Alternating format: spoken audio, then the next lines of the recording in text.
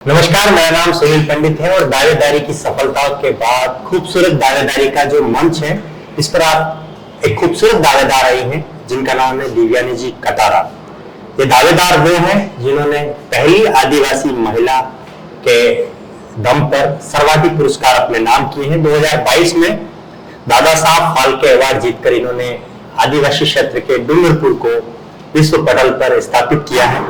साथ ही राजनीति में इनकी हाल ही में काफी चर्चा है। जाड़ोल और 84 से अलग अलग दावेदारी के नाम इनके सामने आ रहे हैं, तो हमने सोचा कि आज इनसे जाकर हम चर्चा करें। तो सबसे पहले मैडम, स्वागत है आपका इस खूबसूरत से मंच पर। आपको भी मेरा नमस्कार। कैसे आप ट्राइबल जो क्वीन है उसके नाम से आप खुद को प्रेजेंट करते हैं, तो कैसे आपका यह सफर शुरू हुआ, कैसे शुरुआत हुई? सबसे पहले तो मैं सभी क्षेत्र वासियों को नवरात्रि के पावन अवसर की शुभकामनाएं देना चाहूंगी। और आपने जो मुझसे क्वेश्चन किया है कि ट्राइबल क्वीन, तो इसके बारे में मैं बताना चाहती हूँ कि ट्राइबल क्वीन ये टैग मुझे मेरे समाज के लोगों ने और दूसरे लोगों ने दिया, क्योंकि उन्हें लगता है कि हमारे आदिवासी समाज से एक ऐसी दीदी निकली जिन्होंने महिला सशक्तिकरण के मुद्दे उठाए। हमारे आदिवासी समाज का नाम राष्ट्रीय अंतर्राष्ट्रीय नाम स्तर पर उन्होंने ऊंचा किया।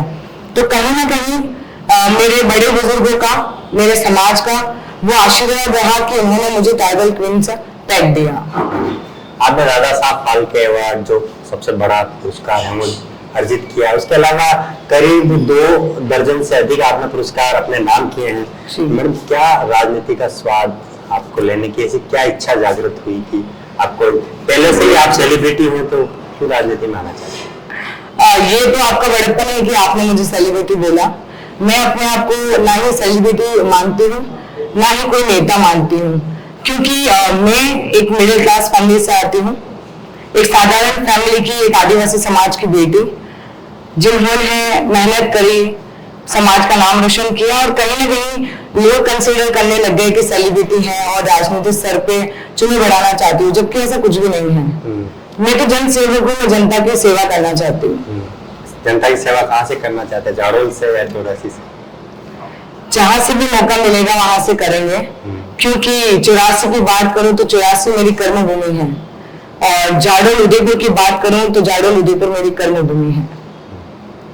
मौका मिला और मौका नहीं मिला तो कोई दिक्कत नहीं है। मैंने तो आज तक, जैसा कि मैंने आपको बताया, कि मैंने कभी नहीं बोला कि मैंने दावेदारी की है तो मैं एक नेता बन गई या मैं एक नेता हूँ। मैं नेता नहीं हूँ, मैं जनसेवक हूँ। मैं अपने समाज के, सर्व समाज के लोगों के लिए कार्य करना चाहती हूँ। जो मुझे कुछ मिलेगा तब भी करूंगी, नहीं मिलेगा तब भी करूंगी। दिव्यानी जी कटारा हर मंच पर ये कहती हैं कि मैंने काफी संघर्ष किया है, लेकिन वर्तमान सेलिब्रिटी दिव्यानी कटारा को देख के किसी को ये नहीं लगता है कि उन्होंने संघर्ष किया होगा। तो संघर्ष की क्या कहानी है, हम जानना चाहते हैं। संघर्ष की कहानी अगर आपको बताऊं तो सबसे बड़ी मेरे लिए जो चुनौती थी, वो चुनौती ये थी कि 84 विधानसभा क्षेत्र के गांव गुंडीघाटा से निकल कर, पहली चुनौती तो मेरी पढ़ाई की थी। हमारे वहां पे कोई इंग्लिश मीडियम स्कूल हुआ नहीं करती थी। उस समय में मेरे मम्मी पापा ने, विशेषकर मेरी माँ ने, पूरे परिवार वालों से झगड़ा करके यही बोला कि अगर मेरे बच्चे पढ़ेंगे तो इंग्लिश मीडियम स्कूल में पढ़ेंगे। जब मेरे माता पिता मुझे डूंगरपुर लेकर आए, हम लोगों के पास कोई घर नहीं था, हमारे पास कोई जमीन जायदाद नहीं थी। मम्मी पापा दोनों टीचर थे, हम एक छोटे से कमरे में रहते थे। वहां से मेरी शुरुआत हुई और धीरे धीरे परिश्रम बोल सकते हैं, मम्मी पापा का आशीर्वाद बोल सकते हैं, हमने संघर्ष किया और सभी लोगों की नजरों में सेलिब्रिटी कहलाते हैं। पर आज भी मैं अपने आप को एक मध्यम वर्ग की बेटी ही मानती हूँ और मानती रहूंगी। डूंगरपुर से क्या कनेक्शन आपका? जैसे पत्रकार कॉलोनी आप बार बार लिखते हैं आप, जी हाँ, वहाँ का क्या कनेक्शन है आपका? जो मैंने आपको बताया कि हम लोगों के पास कोई जमीन जायदाद नहीं थी, हमारा कोई अपना घर नहीं था। 2003 में मम्मी पापा दोनों की मेहनत से हम लोगों ने हमारा एक घर लिया, उसको थोड़ा सा सही करवाया, वहां से हमारा खुद का एक घर बना, जिसको हम सही मायने में हमारे घर बोल सकते थे। तो वो घर मेरा पत्रकार कॉलोनी में है और हम इतने वर्षों से, मम्मी पापा हम सब लोग वहीं रहते हैं और गाँव भी आना जाना रहता है। परंतु मुझे लगता है कि अगर मेरे माता पिता नहीं होते तो आज मैं इस मुकाम पे कभी नहीं पहुंचती। बेटी बचाओ बेटी पढ़ाओ की ब्रांड एम्बेसडर बने हैं आप, तो कैसे बने, क्या कैसे शुरुआत हुई, आपको कैसे पता चला, कैसे कनेक्शन बैठा, किस तरह से आपने काम किया, थोड़ा सा वो। मुझे आज भी याद है कि 2 वर्ष पूर्व हमारे राजस्थान के माननीय यशस्वी मुख्यमंत्री साहब ने जब बुलाया था, उनके आवास पर सम्मानित किया।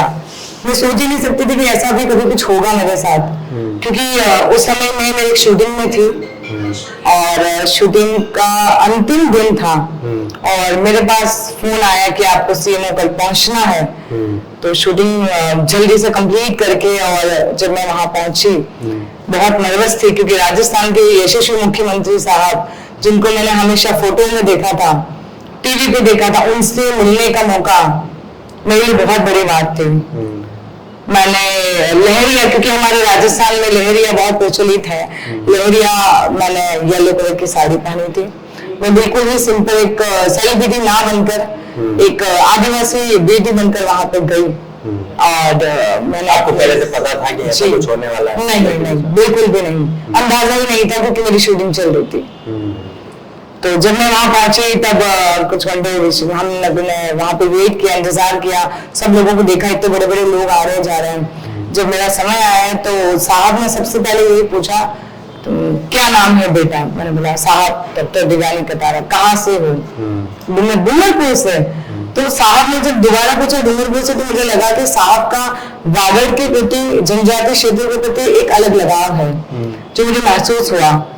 फिर उन्होंने बोला कि ये क्या तुम्हारी बायो लेकर आई हो? मेरे हाथ में एक फाइल थी। तो मैंने बोला जी साहब। साहब ने बोला इतनी बड़ी, इतना कुछ पाया है तुमने? तो मैंने कहा नहीं साहब, इतना कुछ तो नहीं पाया है, परंतु जो भी मेरे उपलब्धियां हैं वो इसमें हैं। साहब ने वो उपलब्धियां देखी और उदयपुर आ गए। उसके बाद मुझे Subhash Chandra Nobel peace award मिला था राष्ट्रीय स्तर पर। उसके बाद माननीय कलेक्टर महोदय ने मुझे उस काबिल समझा कि हम एक आदिवासी बेटी को जो ऑलरेडी अपने इतने अच्छे अचीवमेंट्स पा रही है, इतना अच्छा समाज के लिए कार्य करी है, तो क्यों ना शायद कहीं ना कहीं आलाकमान या सीएम साहब से एक चिन्हित किया गया होगा मुझे शायद। तो वो उनका एक इशारा था और सबसे पहले मुझे उस अवार्ड के बाद बेटी बचाओ बेटी पढ़ाओ का ब्रांड एम्बेसडर बनाया गया।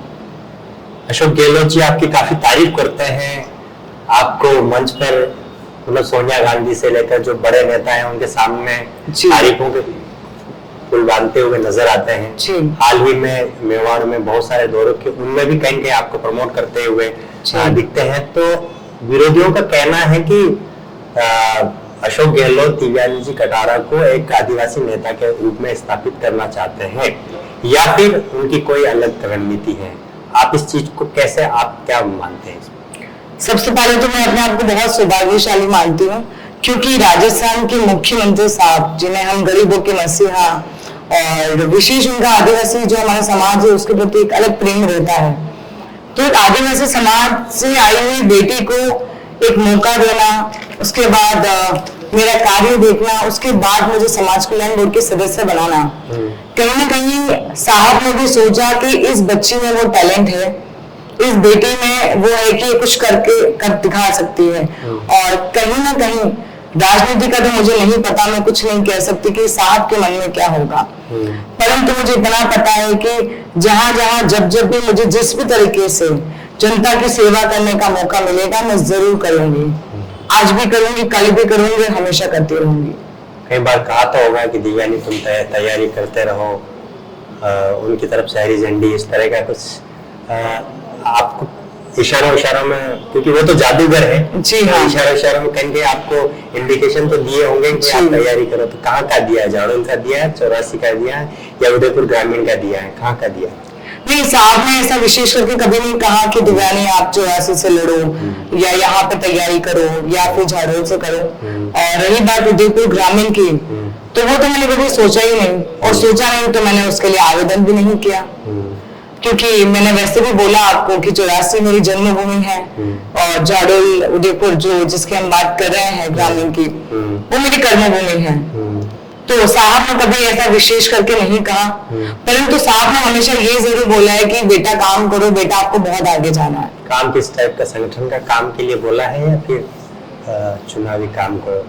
संगठन को लेके काम करने के लिए हमेशा साहब ने अंकित किया, क्योंकि साहब को लगता है और साहब चाहते भी हैं कि हमारे आदिवासी समाज को बहुत पिछड़ा समझा जाता है। तो साहब ने जिस तरह से मुझे मौका दिया, तो मुझे नहीं लगता है कि हमारा आदिवासी समाज पिछड़ा हुआ है। और अगर पिछड़ा हुआ होता तो आज एक आदिवासी समाज से आई हुई बेटी इस मंच पर ना होती। लोग कह रहे हैं कि थोड़े दिन पहले चर्चा आई थी कि दिव्यानी जाडौल से टिकट बिल्कुल लेके आ रही है, कंफर्म है। कुछ मीडिया में चर्चा भी चली थी, बहुत सारी बातें भी आई थी। क्या है, कितनी सच्चाई है, और अगर जाडौल में आपको मौका मिलता है तो किस तरह की रणनीति आपके साथ में रहेगी? जी देखिए, ये तो जनता का प्यार है कि जनता ने इतनी बड़ी बात बोली कि दिव्यानी जी टिकट लेकर ही आ रहे हैं, उनका कंफर्म हो गया है। लोग तो ये कह रहे हैं कि दिव्यानी जी की जेब में टिकट पड़ा हुआ है, यहाँ तक कि क्या लोग कहने? नहीं, मैं इस बात का बिल्कुल खेद करती हूँ। इस बात में कोई भी सच्चाई नहीं है, कोई हकीकत नहीं है, क्योंकि मैंने आज तक ये नहीं बोला कि मैं विधायक बनना चाहती हूँ या मुझे बनाओ और मैं बनती हूँ तो ये कर दूंगी वो कर दूंगी। क्योंकि अपने मुंह से तारीफ करो तो वो तारीफ ही क्या। मेरे लिए जनता ने इतनी बड़ी बात बोल दी क्योंकि शायद जनता को मैं उस काबिल लगी होंगी। मैंने कभी नहीं बोला कि मेरे को विधायक बनना है, मैं ही बनूंगी। मैं तो सेवक हूँ, जनता का सेवक बन के काम करूंगी। ऊंच नीच, अमीर गरीब, पैसा गरीब, ये क्या होता है, मेरे लिए कुछ मायने नहीं रखता है। सर्व समाज को साथ में लेकर काम करने की इच्छा है। महिलाओं के मुद्दे हो या बुजुर्गों के मुद्दे हो, मैं हमेशा से उठाती हुई आई हूँ। युवाओं की आवाज बनी हूँ और आगे भी बनूंगी। जाडौल के लिए विशेषकर क्या आपके प्रयास रहेंगे, क्या रणनीति रहेगी जीतने के बाद भी या आने वाले भविष्य में? क्या क्या ऐसी मूल समस्या है जो आपने जाडौल में रह के महसूस किया है कि ये तो वाकई होना चाहिए? जाडौल में मैं सबसे पहले 2 वर्ष पूर्व गई थी, जब हमने पालनहार योजना, हमने जब वहां पे दौरा किया था, प्रशासन हमारे साथ था। प्रशासन ने मुझे बहुत मजबूती दी है, हमेशा से ही प्रशासन का एक मेरे को सपोर्ट रहा है। तो जब मैं पहली बार जाडौल कुटरा में गई, मैंने देखा ये हमारे आदिवासी समाज के लोग हैं, ये तो अभी भी 20 साल पिछड़े हुए हैं। मैं सच बताऊं, मैं शब्दों में बयां नहीं कर सकती, पर मुझे बहुत बुरा लगा कि एक मेरा वो समाज, मेरी वो जगह है 84 डूंगरपुर, जो हम लोग आगे बढ़ चुके हैं, पर जाडौल कोटड़ा आज भी पीछे है। मुझे लगा दिवाली यहाँ पे काम करने की जरूरत है। पालनहार योजना से शुरुआत की, मिशन कोटड़ा आदि महोत्सव और प्रशासन के साथ में मेरे काफी ऐसे कार्य किए। खुशी बढ़ती चली गई। दिमाग में ऐसा नहीं था कि मेरे को राजनीति करनी है इसलिए मैं कार्य कर रही हूँ। मुझे तो मेरे समाज के लिए कार्य करना था। समाज के अलावा सर्व समाज के और भी लोग होते हैं, उनकी भी बहुत मांगे होती है। और जाडौल कुटरा की बात करें तो वहां पर आपने भी सुना होगा कि बाल तस्करी जैसा कितना बड़ा मुद्दा है, पर आज तक उस मुद्दे को किसी ने हाईलाइट नहीं किया। जब प्रशासन इस चीज के पीछे लगा तो 25 बालिकाएं गुजरात बॉर्डर पे पकड़ी भी गई थी। तो हमें लगा कि कहीं ना कहीं हमारे जो प्रयास है वो सफल हुए हैं। और बेटियों, महिलाओं के मुद्दे में तो मैं हमेशा से थी, रहूंगी। उसके बाद शिक्षा का अगर मुद्दा हम उठाए तो शिक्षा में बहुत अभाव है। बिल्डिंग होने से पढ़ाई नहीं होती है। पढ़ाई तब होगी जब वहां पे अध्यापक होंगे, जहाँ पे बच्चों को अवेयरनेस सिखाई जाएगी, जहाँ पे बच्चों को बताया जाएगा कि आप में ऊंच नीच की कोई भावना नहीं है, आप सब एक हैं। और सबसे बड़ी जो वहां पे जनता के जो मुद्दे हैं वो ये है, बिजली, पानी, रोड। आज भी लोग 4-4 किलोमीटर पैदल चल के जाते हैं। कहीं ना कहीं बुरा लगता है कि सब कुछ चीजें आज भी लोग वंचित हैं। लोगों का कहना है कि सालों तक कांग्रेस ने राज किया है, फिर भी ये स्थिति सुधार नहीं पाई कांग्रेस। देखिए, कांग्रेस और बीजेपी की तो मैं बात ना करूं, क्योंकि अगर कांग्रेस सरकार, जैसा कि हमारे माननीय मुख्यमंत्री साहब बोलते हैं कि तुम मांगते मांगते थक जाओगे पर मैं देते देते नहीं थकूंगा, तो साहब ने तो कई ऐसी योजनाएं लाई है जो सर्व समाज के लोगों के लिए है, जो जनहित के लिए है।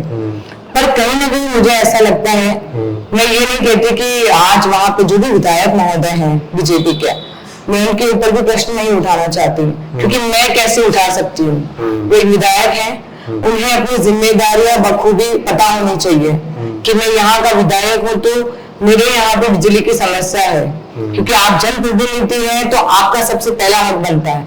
सरकार तो आपको सब चीजें दिला सकती है, व्यवस्था करवा सकती है, पर लोगों के लिए तो आपको ही करना पड़ेगा। वहाँ के स्थानीय विधायक ये कहते हैं कि सरकार से हम मांग करते हैं लेकिन हमारे साथ में भेदभावपूर्ण रणनीति अपनाते हैं और हमारी जानबूझकर वो नहीं चाहते हैं कि इस क्षेत्र का विकास हो। अगर ऐसा ही होता तो पिछले 2 वर्षों में जो 30 सालों तक आज तक बस नहीं आई थी, 2 बसें कैसे आई अगर सरकार नहीं चाहती तो? अगर सरकार नहीं चाहती तो सब्जी मंडी कैसे आई? अगर सरकार नहीं चाहती तो वहां पे हमने इंडस्ट्रियल एरिया के लिए भी काफी चीजें देखी हैं, सोच रखी है। सरकार नहीं चाहती तो वहां पे आदि महोत्सव क्यों होता? ये सब सरकार के चाहने की वजह से ही तो हुआ है। आदि महोत्सव को लेकर कई सारे राजनीतिक कयास भी लगाया जा रहा है कि आदिवासी महोत्सव करने के पीछे भी एक राजनीतिक मंशा है।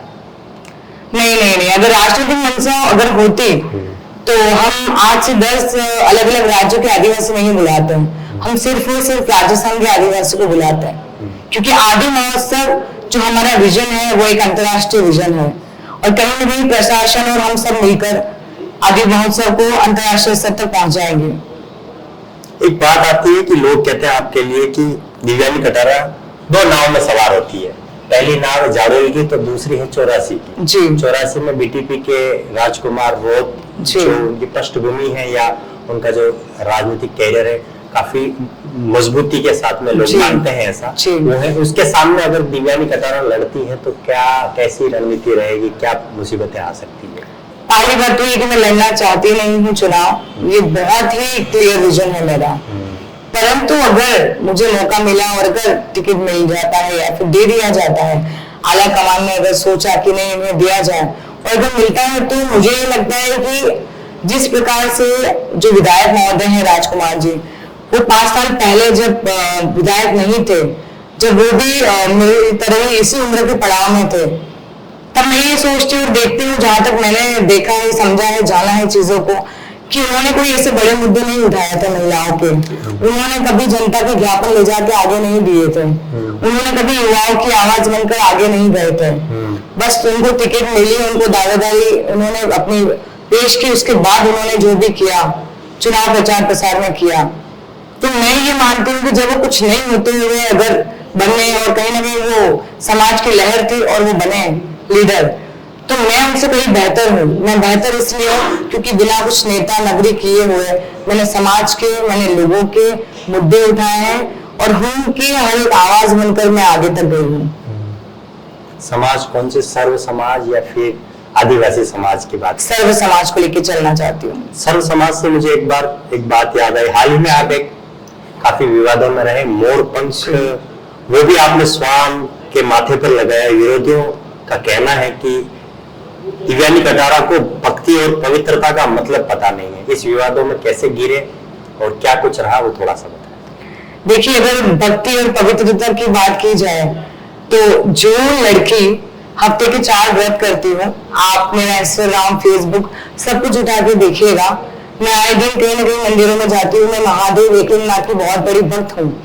और ये मुझे बोलने की जरूरत नहीं है, वहां पे जाके आप देखिएगा, वहां के पुजारी जी सब लोग मुझे जानते हैं और सब लोगों को पता है कि मैम कहीं पर भी होंगे पर मैम यहाँ पे जब जब भी है एकलिंगनाथ के आशीर्वाद के लिए आएंगे ही आएंगे। और जो भी मेरे फ्रेंड हैं सोशल मीडिया के माध्यम से, उनको भी पता है कि मैडम एक भक्तिभावी की व्यक्ति है और मुझे ये लगता है कि अगर मेरे में भक्ति नहीं होती तो शायद मैं वो जो भी विवाद जिन्होंने उठाया था, मैं उनके प्रति कभी भी सॉरी बोलती ही नहीं, मैं माफी नहीं मांगती, क्योंकि मैं भक्ति वाली व्यक्ति हूँ, भक्ति करती हूँ, इसलिए मैंने उस चीज को मुद्दा नहीं बनाया। मैं चाहती तो शायद समाज के नाम पे, राजनीति के नाम पे बहुत बड़ा मुद्दा उठा सकते थे, पर मुझे लगा कि हम तो भगवान के भक्त हैं, हम तो महादेव के भक्त हैं, हमें सरलता है और यही मेरा बड़प्पन है कि मैंने माफी मांगी थी। लोगों का ये यहाँ तक कहना है कि दिव्यानी कटारा मंदिरों में जाती है, देव दर्शन करती हैं, वीडियो शेयर करती हैं, आस्था भक्ति का दिखावा करती हैं और कहीं कहीं उनके अंदर राजनीति की एक लौ चलती हुई नजर आती है। इसका मतलब तो ये हो गया कि जो लोग राजनीति धर्म के नाम पे करते हैं वही ऐसा बोलते हैं, क्योंकि हम तो धर्म की राजनीति नहीं करते हैं, हम राजनीति भी हमारे उसूलों के साथ करेंगे अगर करते हैं तो। और रही बात धर्म की, तो मैं धार्मिक हूँ, मैं जाती हूँ, वीडियोस फोटो इसलिए डालती हूँ ताकि दूसरे लोग भी, हमारे जो युवा है आजकल एक पाश्चात्य संस्कृति की तरफ बढ़ रहे हैं, तो वो ये देखिए कि ये दीदी या फिर ये मैम भी अगर हमारी भी उम्र में मंदिर जाती है, पाठ पूजा करती है, तो हम क्यों नहीं कर सकते। मैं उन लोगों के लिए डालती हूँ। एक बात आती है कि राजनीति और धर्म दोनों में चुनने की बारी आए आपको जी कहा जाए जी। तो धर्म या राजनीति किसको आप ज्यादा तवज्जो देना पसंद करें कि आपके नजरिए के हिसाब से क्या मतलब किस तरफ आपका ज्यादा झुका? ये तो बहुत ही सिंपल सा क्वेश्चन है मेरे लिए, क्योंकि दिव्यानी कटारा का व्यक्तित्व वो है कि वो हमेशा धर्म को ही ऊपर मानेगी। क्योंकि राजनीति में तो मैं हूं नहीं जो मैं बोल दूं कि मैं एक नेता हूं या राजनीति मेरे लिए मायने रखती है। जो भी दिया है वो सब ऊपर वाले ने दिया है, और कहीं ना कहीं हमारी मेहनत और हमारा आत्मविश्वास भी ऊपर वाले की तरफ से ही बढ़ा है। तो धर्म और राजनीति की बात करें तो मैं हमेशा धर्म को ही मानूंगी। एक सवाल है मेरा, राजस्थान समाज कल्याण विभाग बोर्ड के आप सदस्य हैं जी। ये कैसे बने थे आप? किस तरह से आपने बताया कि बेटी बचाओ बेटी पढ़ाओ के ब्रांड एम्बेसडर बने, उसके बाद में अचानक से राजस्थान समाज कल्याण बोर्ड के सदस्य बन गए, कैसे ये पूरा सा एकदम पासा बदल गया? जी, जब मुझे बेटी बचाओ बेटी पढ़ाओ का ब्रांड एम्बेसडर बनाया गया तब मुझे लगा कि नहीं, हमें तो अगर बनाया तो हम सिर्फ पढ़ लेके नहीं बैठेंगे। आप उठा के देख लीजिए, जनता की मांगे हो, जनता के ज्ञापन हो, महिला सशक्तिकरण हो, या फिर हम जो ग्लोबल एजुकेशन एडुटेक कॉन्क्लेव कराते हैं तो विशेषकर छात्रों के लिए होता है, बच्चों के लिए होता है, तो हमने उस विषय में काम किया है। वीडियो के मुद्दे पे हमने काम किया, हमने बात की, हमने चर्चाएं की है, हमने जन संपर्क बढ़ाया। क्यों जन संपर्क इसलिए बढ़ाया? क्योंकि हमें पता होना चाहिए कि गांव में क्या चल रहा है, गांव में क्या होता है।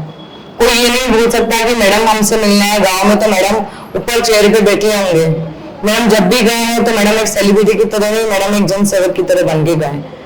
तो कहीं ना कहीं जो मेरे काम थे, मेरी जो मेहनत थी, वो माननीय मुख्यमंत्री साहब ने देखी और मुझे इस लायक समझा कि मुझे समाज कल्याण बोर्ड की सदस्य बनाए, तो मुझे बना दिया गया।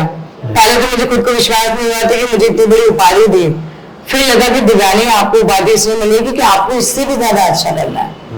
और मैं इस वीडियो के माध्यम से सभी को विश्वास दिलाना चाहती हूँ कि जिस तरह से राजस्थान के यशस्वी मुख्यमंत्री साहब ने मुझ पर जो विश्वास जताया है वो मैं निरंतर बरकरार रखूंगी और इससे भी अच्छे कार्य करके दिखाऊंगी। रंधावा जी, सीपी जोशी, अशोक गहलोत, डोटासरा और कौन कौन नेता आपके संपर्क में है सीधे? संपर्क तो मैं क्या बोलूं, पर लगभग जो भी आला कमान है, जो भी हमारे बड़े नेता हैं, सभी जानते हैं। क्योंकि आदिवासी समाज से निकलकर अंतर्राष्ट्रीय स्तर पर जो मैंने नाम कमाया है वही मेरी कुंजी है। मैं पैसे से धनी नहीं हूँ, परंतु मैं मेरी मेहनत से, मेरे कर्मों से धनी हूँ, और शायद यही मेरा प्लस पॉइंट है कि सभी लोग मुझे जानते हैं, पहचानते हैं। राहुल गांधी से भी आप मिले जी, उनके बारे में क्या कहना चाहेंगे? राहुल गांधी जी से मैं मिली तो मैं एक बात बोलना चाहूंगी। कितनी बार मिले? एक ही बार मिली, जब विश्व आदिवासी दिवस था 2023 में 9 अगस्त को, तब माननीय राहुल गांधी जी हमारे मानगढ़ धाम, जिसको मैंने माननीय श्रीमती सोनिया गांधी जी के सामने राष्ट्रीय स्मारक बनाने की मांग की थी, 1.5 साल हो गया, और मुझे लगता है कि वो मांग तो मेरी आज नहीं तो कल कभी ना कभी तो पूरी होगी ही होगी। क्योंकि हमारे मानगढ़ धाम में भी जलियांवाला बाग की तरह कई ऐसे आदिवासी स्वतंत्रता सेनानी थे जिनको मारा गया था, जिनकी निर्मम हत्या की गई थी। तो मानगढ़ धाम पे हमारे राष्ट्रीय स्मारक पर राहुल गांधी जी पधारे थे, और मैं अपने आप को बहुत भाग्यशाली मानती हूँ। लिस्ट थी उसमें आपका मिलने का कहीं नहीं था और अचानक से आपका नाम आ गया, ये भी काफी चर्चा में रहा। वो थोड़ी सी जी जो स्टोरी है वो बताएं। अचानक से आपका नाम कैसे टपक पड़ा पैराशूट की तरह? जी जी जी, ये तो मैं नहीं जानती, ये तो आला कमान जानते हैं कि आला कमान ने अगर मुझे वहां पे बिठाया इतने बड़े बड़े नेताओं के साथ में, इतने बड़े मंत्रियों के साथ में, तो उसकी वजह मुझे लगता है कि दिव्यानी कटारा की मेहनत है, और कहीं ना कहीं मेरे कार्य हैं कि हमने सरकार के लिए और योजनाओं के प्रति कार्य किया है। और आदिवासी समाज से होने के बाद एक यूथ आइकन होने के नाते, एक युवा चेहरा होने के नाते मुझे वहां पे उनसे मिलवाया गया।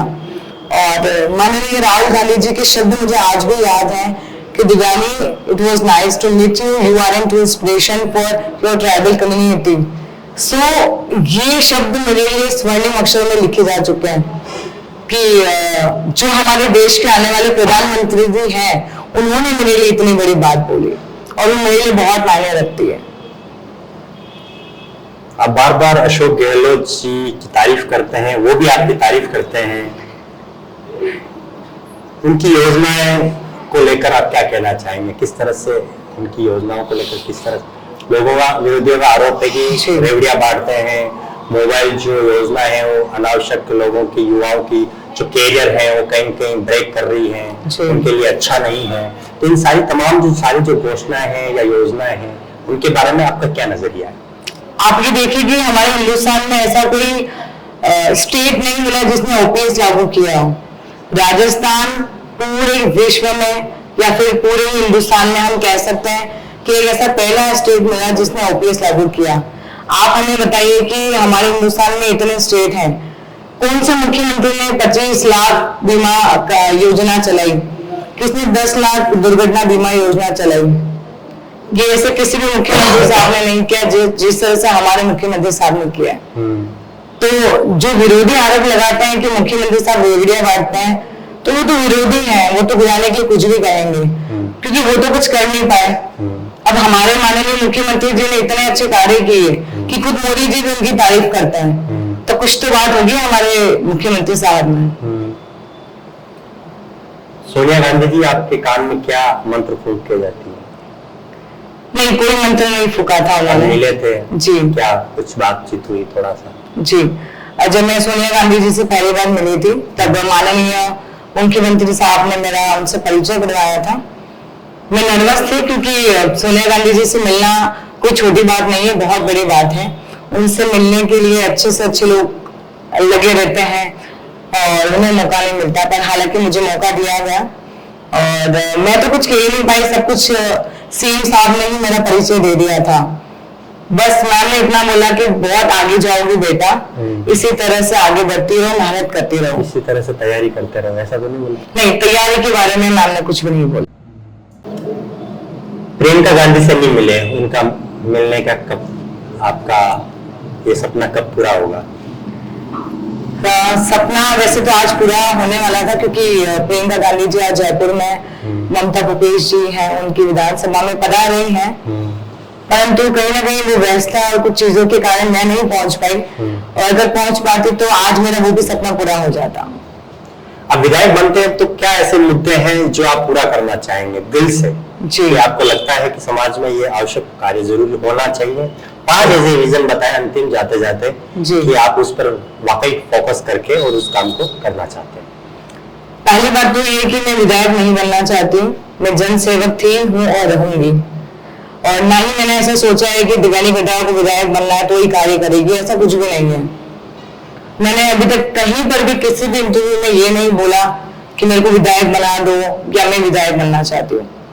जनता की सेवा करनी है, और अगर मुझे मौका देते हैं आला कमान, तो सबसे पहले तो जो बाल तस्करी का मुद्दा है उसके ऊपर मैं कार्य करना चाहूंगी। महिला सशक्तिकरण का मुद्दा, शिक्षा का मुद्दा, जल का मुद्दा, बिजली का, और सर्व समाज के लोगों की मांगे आगे तक पहुंचा रही हैं। आदिवासी समाज से हूँ, इसका मतलब ये नहीं कि मेरा कर्तव्य सिर्फ आदिवासी समाज के प्रति है। एक समाज की बेटी होने के नाते, वागड़ मेवाड़ की बेटी होने के नाते मेरा कर्तव्य है कि मैं सर्व समाज को साथ में लेके चलूं और उनकी एक आवाज बनूं, ताकि जितना भी मैं जनता की सेवा कर सकती हूँ उतना कर पाऊं।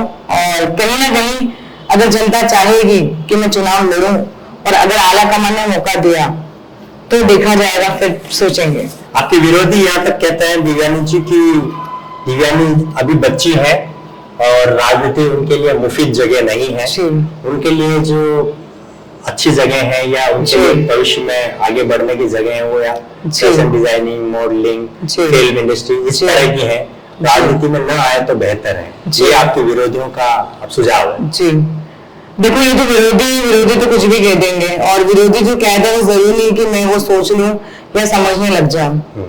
अगर 27 साल की उम्र में, मात्र 27 साल की उम्र में मैं इतने जो उपलब्धियां मैंने पाई, जो समाज का नाम रोशन किया, देश का नाम रोशन किया।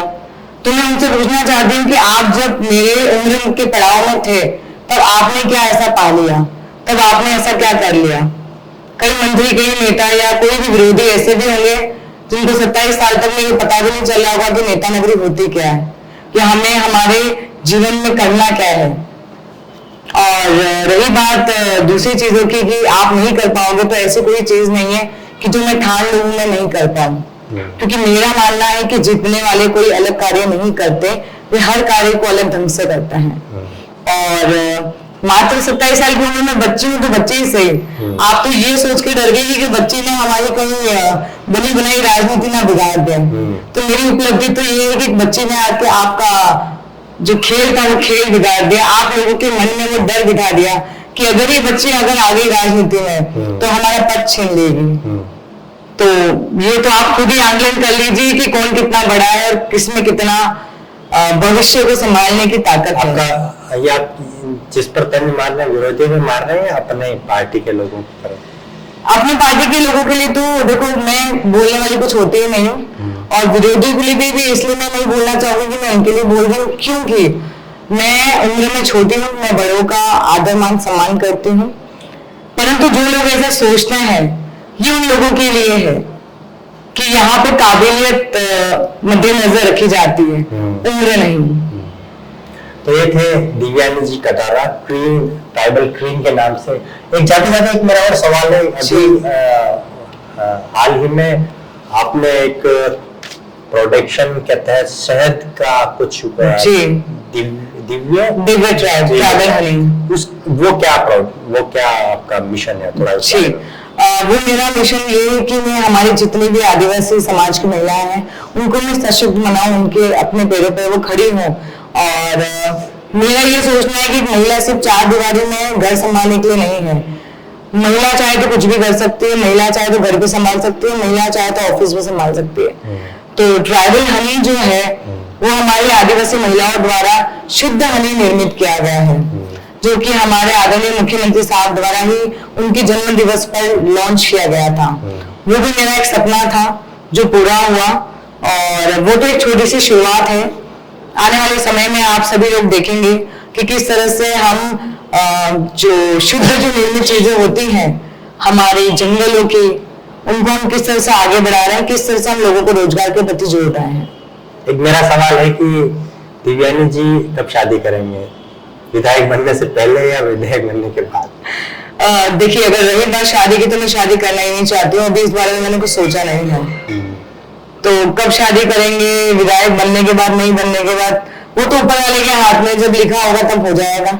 फिलहाल मुझे लगता है कि मेरा सारा समर्पण, मेरा हर एक क्षण सिर्फ कार्य के प्रति है, तो मुझे लगता है कि मुझे वहीं पर अपना ध्यान केंद्रित करना चाहिए। बिल्कुल, बहुत बहुत धन्यवाद आपका।